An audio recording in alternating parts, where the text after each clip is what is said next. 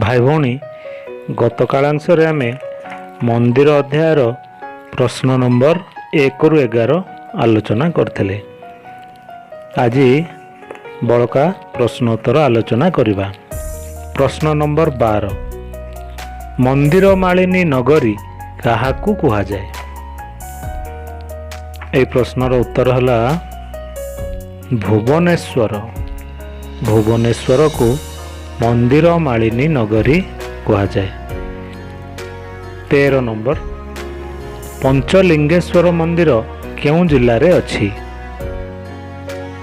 13 number प्रश्नर उत्तर हला बालेश्वर।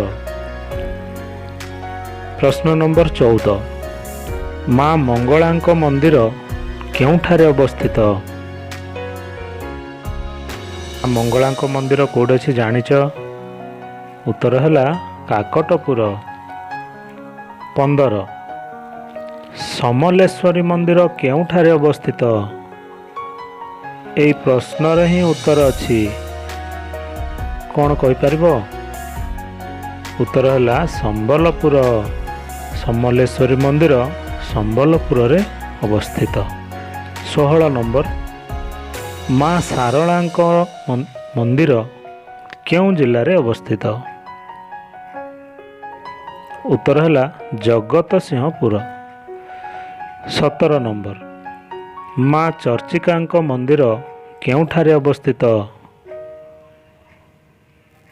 उत्तर हला बांकी।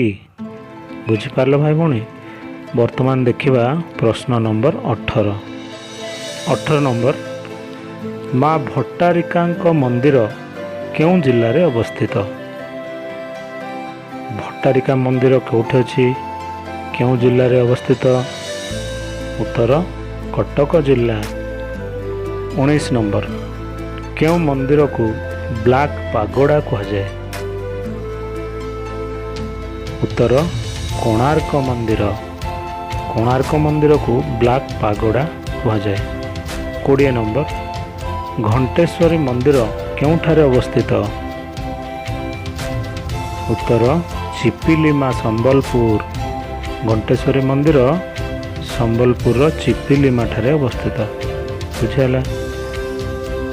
21 नंबर क्षीरचोरा गोपीनाथ मंदिर केउठारे अवस्थित। उत्तर रेमुणा बालेश्वर। बालेश्वर रेमुणा ठारे क्षीरचोरा गोपीनाथ मंदिर अवस्थित। बुझेला भाई भौणी। आज एतिकी। धन्यवाद।